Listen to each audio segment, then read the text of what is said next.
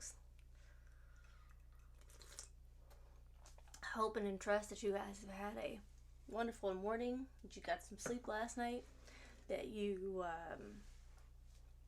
at least here in California, we have a little bit of sunshine, so it's going to be a beautiful day. I hope that before I get into the recap for today, I sincerely hope that you guys are enjoying the ride and enjoying the journey, and that we're never going to get this moment back again. This collective following and just understanding and movement and sentiment ever again on any of these stocks. We may get them again, but not in the near future. And this is going to be a story that we can share with our friends, our family, our kids, their kids. This is something that you should just take in and start to enjoy more and more of. And I say that because we spend so much time focusing in on due diligence and making our money, but it's really about the connections that we've made, the lifelong friends that we've made on here. We're building connections every day by interacting with each other. And I've met some of you, and I am honored to have met some of you, and I'm honored to be friends with some of you guys. I never would have done this or have met you guys had I not just reached out and said, let me just try to help them as much as I possibly can. And so I am overjoyed at the outpouring of love I've had on my feed, at the questions that I've had. And it is a blessing to be here. So now let's talk about before I get into the 005 rule, I wanted to say the SEC is not slick. Yes, I know it's a Wednesday morning, but I did notice that the SEC posted the federal release of the 007 and the 802 rules. Now, the 007 rule, if you recall, is all about transferring, going from paper bookkeeping to electronic bookkeeping. And the 802 rule is about the 364 commitment to, I think it's to the line of credit. But let's see here. I can confirm.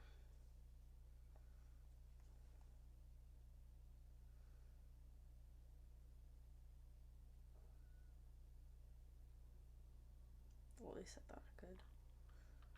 I thought I had the DTCC rules up. Let's see. If you've never been to the DTCC website, I suggest that you try to go there every so often. They generally will post rules and not just rules, but different things there that kind of help people to understand what's going on. So the second rule that passed was the 802 rule, and that's the renewal of the 364-day commitment revolving credit and future annual renewals. So they have released those two rules. What we are waiting for is the 801/802 and the 005 rule, which we're going to talk about in a few minutes. The 801 and 002 rule, those are similar and very, very much the same. Those are not two different rules. From what I've read so far, and I will post a video about it, the 002 rule is just a further explanation of the 801 rule. And so I haven't been able to find any, they're so closely written together that I think that the 002 really replaced the 801, but I will confirm that with you as I go along here. Now, the return of the 005 is the topic for today. And the 005 rule, it went away. The DTCC took it away from us, and they said that they would go back and pretty much do what I thought that they would, which would be to revamp the rule. Now, in revamping the rule, they made it more important And they broadened it in focus and narrowed it in terms of topic. So by focus, the rule now includes every type of stock transaction. It's broad enough to include all stock transactions, not just options as to what it was originally created for. It The O5 rule comes from and is replacing the language in Rule 4 of the rules and procedures of the NSCC. And so this is where that change is going to. This language is going to be dropped and basically plopped right into that rule for the entire rule. And it comes in, broadens the scope. The original rule just talked about options and making sure that there were enough kind of a required funds for options as people were doing daily trades. But the NSCC, since we have this major problem right now in the securities market, the NSCC thought it would be prudent enough to broaden the language of that rule within the clearing fund. And the clearing fund, we always talk about, is used to make payments against the settlement, which is why it's important, why we keep going back and forth to it, right? And so when we think about that, that's the context that I want you guys to think this rule is about. It's in the clearing fund and how they settle trades and how the hierarchy of what takes place. Now, the common theme amongst all and every rule that we have gone through has been liquidity shortfalls and defaults. And the 005 is no different. The 005 deals with the NSCC's risk management strategy for member defaults and liquidity shortfalls, in the realm that members should have a certain amount of a required minimum deposit. Now, why would that be? And what is it now? Well, before the rule change, the required minimum deposit amount was $10,000, meaning that a member could just have or put in $10,000 and then commence going on their day-to-day business. Well, the NSCC decided, and they really saw a problem in that. Starting last year, probably towards the end of 2019 into 2020, they saw a problem. And the problem was that members were defaulting, meaning that they were conducting trades that were much larger than the amount that they had in their account. Right? So let's say they went out and they settled a stock trade for 50 grand, but they only had 10 grand in their account. Well, their account is now withdrawn for 40 grand. And it used to be that the NSCC would settle this trade for them. So the NSCC would give them credit to settle that trade for the 40 grand. And then the NSCC would get paid on the next following options activity, right? So whenever the next pay period would be where they had their agreement, the member had their agreement to pay, they would then be able to be repaid back.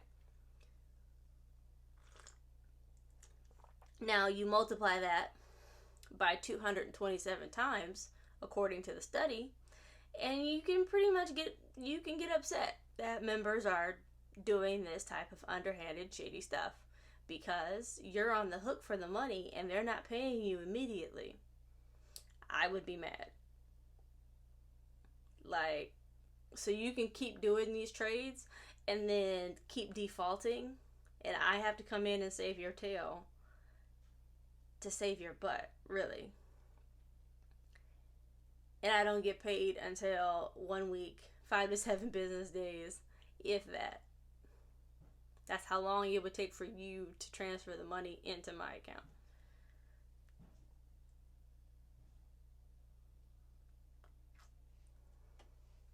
The NSCC is not having that. They're like, nah, bruh. Ain't nobody got time for that. We're just, we're tired. tired of it now.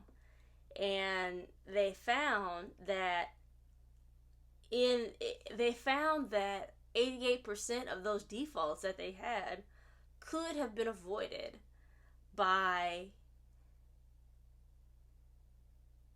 increasing the deposit amount. Like they're trying so hard to like save their members, but their members are trying to fight them.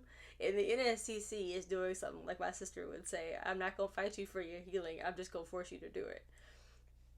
The NSCC is saying that if all of you guys would put in $250,000 versus $10,000, we would resolve this situation as much as possible. Meaning that we are risk adverse, and this strategy of what you guys are doing right now is going against our own risk management strategy. We're absorbing all of the risk, taking on all of the responsibility, but you guys are not doing anything until probably another week or so, and we're in the hole, and we have to wait for you, and we're not gonna, and we're not doing that anymore. And so the NSCC is fighting, literally fighting its own members to increase the required minimum deposit amount from $10,000 to $250,000. Now, at the end of the rule, that's really what the rule is about. It's just trying to increase and shore up its members' coffers to make sure that they have enough in the clearing fund for the transactions that they put through and that they settle, that there is enough money in those clearing funds to settle all trades. They are trying to make sure that members can handle their own obligations, because heretofore they have not been. And the NSCC has been trying their absolute best to settle those trades, but they are done. They're just done. Common attitude, done. Don't ask me for another check. I'm not going to help you. And right now, they're fighting up against one member. I won't say the name. The name is in the rule. Towards the very end, it's a complaint. And the complaint says that we have been a member here for over, I think it was like 30 years, and we have never had to do any of this, and it would put us at such a disadvantage. Okay, eye roll, please.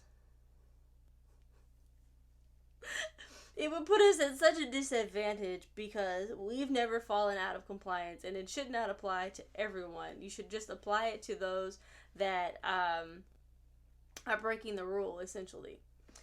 And my thoughts to that are just, if you're in it and you know that you're in it,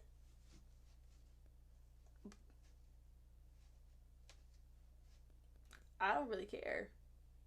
If you would like to be a member of the NSCC, I'm going to require you to put that money in. There is no ifs, ands, or buts or negotiations about it. Because if I don't, then you're going to keep defaulting. You're going to keep having an issue, and I'm still going to have to save your tail. And so if you are taking on more debt, conducting more trades out of the blue with stocks that you've never traded before, and they end up the cost to settle the trade is much higher than you anticipated, that's on you. That's not on me. Don't make me pay for your mistake. That's how I think that the NSCC is going to respond.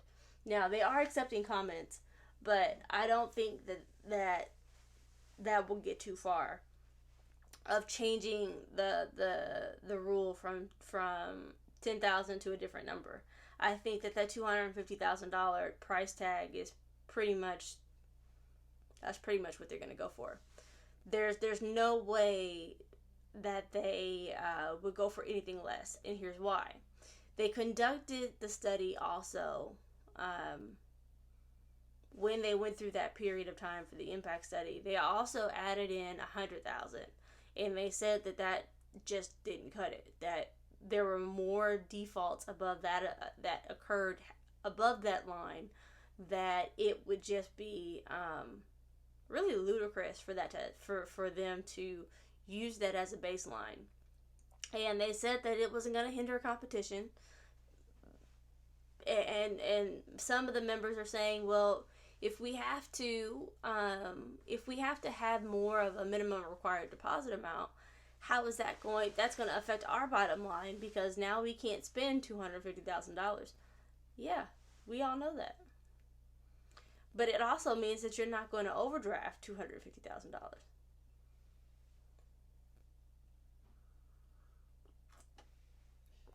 Despite what you may think. So you're basically going to be overdrafting your own money if you conduct that trade here. And that's pretty much what the NSCC is saying, that we're tired of covering your obligations, your settlement trades, and so we're going to force you to up your amount in the clearing fund up to $250,000 or more. And whenever you have a trade that goes over, your 10,000, 50,000, 100,000, 150,000 marker, you're just going to withdraw from your own account, and then you can move the money back to your account from 5 to 7 business days from now. But we're not going to keep adding money to your account for you, because we're tired of doing that. So yeah, that's pretty much it. The rule is fairly small, and so it didn't really require a lot. But that is the general gist of the rule. It's just replacing the language in the Rule 4 of the rules and procedures to broaden the language but keep it narrowed and focused. And to narrowed and focus in on liquidity shortfalls and defaults, as well as increasing the required minimum deposit amount from $10,000 to $250,000. That's it. Nothing else. All right, guys. Hopefully that kind of helped. I will go through the 007 rules in the next video, and as well as the 802 rule, which I think people are trying to understand what's going on with that. So hopefully I will see you guys a bit later. And don't forget, this is not financial advice. This is just me reading the rules as they are and then supplying the information back to you guys. Also, if you did like the video, subscribe and throw me a comment. Let me know what you thought. Let me know if you have questions. For those who are sending me emails, I have not forgotten about your email, and I will respond to the email. Just give me a few minutes. I'm still kind of in busy season and trying to wrap up as much as I can before I go through comments. So let's see what else. Oh, and if you want to hear my day-to-day, I'm always on Twitter at Live to Being You. So you can catch me on there, catch me on here sometimes, but hopefully I get to talk to you, see you, and be able to say hi at some point.